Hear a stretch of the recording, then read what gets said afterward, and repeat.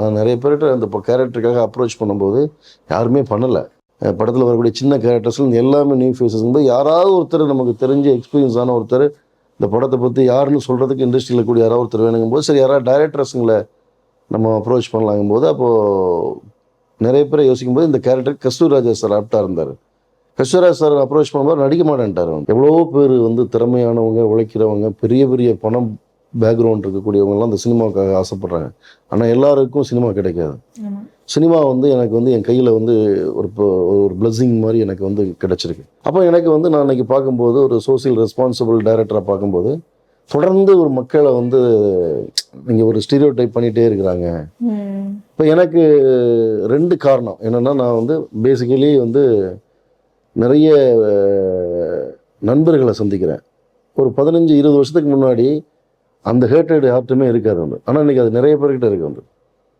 முஸ்லீம்னாலே வந்து இன்றைக்கி ஒரு குழந்தைகிட்ட வந்து ஒரு பென்சில் கொடுத்து டெரரிஸ்ட் யாருன்னா அது ஒரு தாடி வச்சு தொப்பி வச்சு முஸ்லீம் தான் வரையும். அந்தளவுக்கு ஒரு குழந்தைகளுடைய மனசுக்குள்ளாரையே அப்போ வந்து எனக்கு ஒரு சோசியல் ரெஸ்பான்சிபிளான ஒரு கலைஞனாகவும் எனக்கு அது ரொம்ப டிஸ்டர்பாக இருந்தது. அப்புறம் நான் பேசிக்கலி நான் வந்து ஒரு முஸ்லீம் பேக்ரவுண்ட் வந்து வந்த ஒருத்தர். ஓகே, நான் வந்து அந்த கம்யூனிட்டிலேருந்து நான் வர்றேன். அந்த கம்யூனிட்டிலேருந்து வந்தாலும் நான் பேசிக்கலி நான் ஒரு ஏத்திஸ்டாக தான் நான் இருந்தேன். சரி, இப்போ ஹபீபி படத்தை பற்றி சில விஷயங்கள் பேசலாம். கஸ்தூரி சார் வந்து இதில் நடிச்சிருக்காங்க. ரொம்ப இம்பார்ட்டண்டான ரோல் வந்து அவருக்கு கொடுத்துருக்கீங்க. ஸோ அவரை வந்து இந்த படத்தில் எடுத்துக்கிட்டதை பற்றி சொல்லுங்கள். இந்த படத்தினுடைய காஸ்ட்டு, க்ரூ, இந்த படத்தினுடைய ஆர்டிஸ்ட், அவங்கள பற்றி சில விஷயங்கள் சொல்லுங்கள். இல்லை, கஸ்தூரிராஜ் சார் எனக்கு பர்சனலாக அவர் எனக்கு டைரக்டர் ரொம்ப பிடிக்கும். வந்து நான் நிறைய பேர்கிட்ட அந்த கேரக்டருக்காக அப்ரோச் பண்ணும்போது யாருமே பண்ணலை. 2 விஷயத்துக்காக பண்ணலை. ஒன்று, என்கிட்ட பெரிய பேனர் இல்லை. 2வது வந்து என்னென்னா, இந்த படம் வந்து எப்படி சொல்கிறதுனா, இது வந்து வேறு சில காரணங்களுக்காகலாம் அவங்க தவிர்த்தாங்க.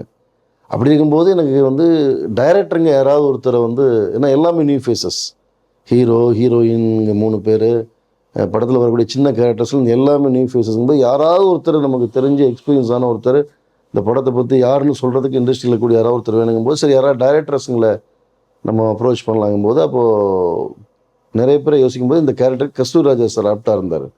கஸ்தூரிராஜ் சார் அப்ரோச் பண்ணும்போது நடிக்க மாட்டேன்ட்டார். வந்து அது எனக்கு நடிக்க விருப்பம் இல்லை தம்பி, நான் தயவு செஞ்சு என்கிட்ட வராதிங்க அப்படின்னாரு. அப்புறம் நான் 2-3 முறை ட்ரை பண்ணேன். அவர்கிட்ட ஸ்கிரிப்ட் கொடுத்தேன். ஸ்கிரிப்டை படித்த உடனே அவர் வந்து இந்த படம் ரொம்ப நல்ல படமாக வரும், அது நான் என்னுடைய இந்த படத்தில் ஒரு கான்ட்ரிபியூஷன் இருக்குன்னு விரும்புகிறேன், ஸோ நான் பண்ணுறேன்னு சொல்லிட்டு அவர் ரொம்ப ஃப்ளெக்சிபிளாக பண்ணி கொடுத்தாரு. இன்றைக்கி நிறைய இடங்கள் தேட்டருக்கு போகிற இடங்களில் எல்லாருமே வந்து நீங்கள் எங்கள் வீட்டில் எங்கள் அப்பா மாதிரி மாறிட்டீங்க அப்படின்னு அவர் கையை பிடிச்சி ரொம்ப நெகிழ்ந்து சொல்கிறாங்க. வந்து அவர் ரொம்ப டெடிக்கேட்டடாக ஒர்க் பண்ணார்.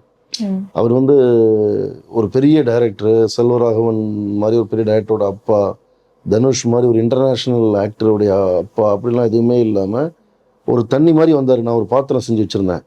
அந்த பாத்திரத்தோட ஷேப்புக்கு அந்த தண்ணி எப்படி மாறிக்குமோ அது மாதிரி அவர் அந்த ஷேப்புக்கு மாறிட்டார்.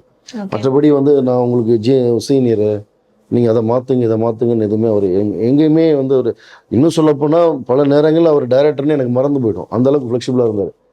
எப்போவாத நமக்கு தோணும், ஐயோ ஒரு டைரக்டர் ஆச்சு, இவர் ஒரு 28 படம் பண்ணியிருக்கிறாரு, நம்ம இவரை போட்டு இவ்வளோ வந்து படுத்துகிறோமே அப்படிங்கிறது அப்புறம் தான் தோணும்.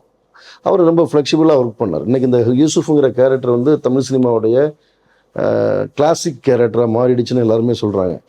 அதுக்கு வந்து அவருடைய கோஆப்ரேஷன் வந்து அவர். அப்புறமா ஹீரோ ஈஷா, அது எனக்கு தெரிஞ்ச ஃபேமிலியில் இருக்கக்கூடிய ஒரு பையன் ஆடிஷன் வந்தார். அந்த 2 போர்ஷனுக்கு அந்த பையன் செட் ஆகும்னு தோணுச்சு, அதனால் அவரை கேஸ்ட் பண்ணோம்.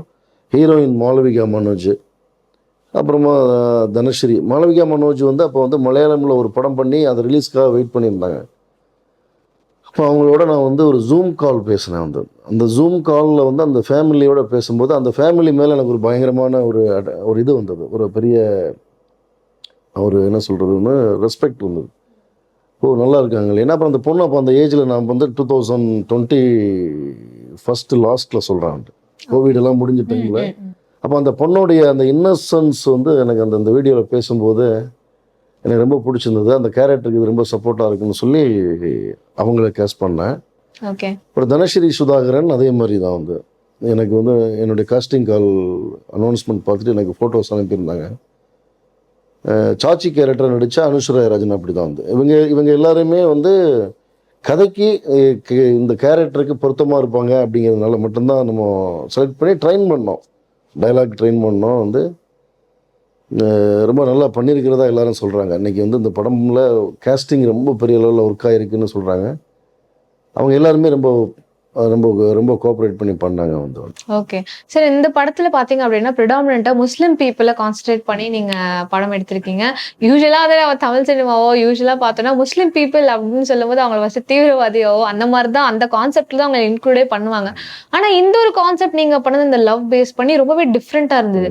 ஸோ இந்த ஆங்கிள்ல நீங்க பார்க்க எப்படி ஆரம்பிச்சீங்க? இந்த கதை உருவான தருணத்த பத்தி சொல்லுங்க. இல்லை, 2 காரணம். நான் பொதுவாக வந்து நான் உங்கள்கிட்ட ஏற்கனவே சொன்ன மாதிரி எவ்வளோ பேர் வந்து திறமையானவங்க, உழைக்கிறவங்க, பெரிய பெரிய பணம் பேக்ரவுண்ட் இருக்கக்கூடியவங்கலாம் அந்த சினிமாவுக்காக ஆசைப்படுறாங்க. ஆனால் எல்லாருக்கும் சினிமா கிடைக்காது. சினிமா வந்து எனக்கு வந்து என் கையில் வந்து ஒரு பிளெஸ்ஸிங் மாதிரி எனக்கு வந்து கிடச்சிருக்கு.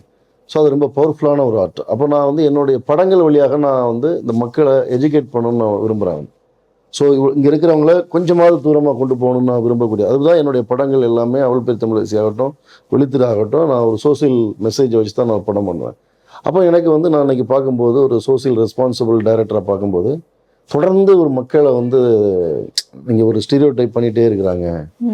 இப்போ எனக்கு 2 காரணம் என்னென்னா, நான் வந்து பேசிக்கலி வந்து நிறைய நண்பர்களை சந்திக்கிறேன்.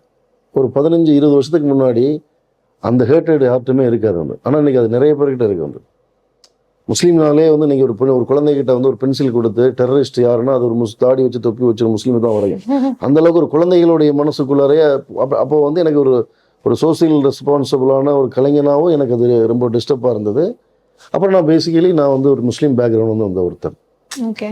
நான் வந்து அந்த கம்யூனிட்டிலேருந்து நான் வர்றேன். அந்த கம்யூனிட்டிலேருந்து வந்தாலும் நான் பேசிக்கலி நான் ஒரு ஏத்திஸ்டாக தான் நான் இருந்தேன். நான் லவ் மேரேஜ் தான் பண்ணியிருக்கேன். என்னுடைய ஃபேமிலி வந்து அவங்க ஒய்ஃப் வந்து ஹிந்து. பட் ஆனாலும் எனக்கு வந்து ஒரு முஸ்லீம் கம்யூனிட்டிலேருந்து வர்றவங்களுக்கு என்னென்ன பிரச்சனைகள் இருக்குமோ அது எனக்கும் இருந்தது வந்து. ஓகே. இப்போ எல்லோரும் மாதிரியும் நாங்கள் வாழலை, எல்லோரும் மாதிரியும் எனக்கு இங்கே லைஃப் இல்லைங்கிறத எனக்கு ஃபீல் பண்ண முடியுது. எப்படின்னா, நான் ஒரு செகண்ட் ஷோ படம் பார்த்துட்டு போகும்போது என்னை விசாரிக்கிற போலீஸ் எல்லோரும் மாதிரி என்னை விசாரிச்சு அனுப்ப மாட்டாங்க. என்னோடய பேரை பார்த்துட்டு கூடுதலாக ஒரு 1/2 மணி நேரம் நிறுத்துவாங்க. இப்போ என்னுடைய ஒரு விஷயத்துக்காக நான் ஒரு பாஸ்போர்ட் ஆஃபீஸ் போனேன்னா நான் கூடுதல் ஒரு 1/2 மணி நேரம் நான் விசாரிக்கப்படுவேன். அப்போ இது எல்லாம் எங்கேருந்து வருதுன்னு கேட்டிங்கன்னா, இந்த மக்கள் மேலே உருவாக்கப்படக்கூடிய ஒரு இமேஜிலேருந்து வருது வந்து. அது வந்து எனக்கு வந்து மாற்றணும் அப்படின்னு ட்ரை பண்ணேன். மாற்றணுன்னா நான் அதுக்காக வந்து நான் பயங்கரமாக மாற்ற போகிறவங்களாம் படம் எடுக்கலை. அந்த மக்களை போய் காட்டினேன், அவ்வளோதான். அந்த மக்கள் இயல்பாக இருக்காங்கங்கும் போது அவங்களுக்கு இது வரைக்கும் பார்த்த மக்கள் மாதிரியே இல்லையே, இவங்க என்னடா இவ்வளோ இயல்பாக இருக்காங்கன்னு மக்கள் இன்றைக்கி அதை கொண்டாடுறாங்க வந்து. ஸோ ஒரு வகையில் இந்த படம் பார்க்கக்கூடிய நான் முஸ்லீம்ஸ் கூட நிறைய பேர் வந்து நான் தேட்டர் விசிட்ஸ்லாம் போகும்போது என்ன சொல்கிறாங்கன்னா, இந்த ஸ்டீரியோ டைப் எல்லாம் இந்த படம் பிரேக் பண்ணியிருக்கு.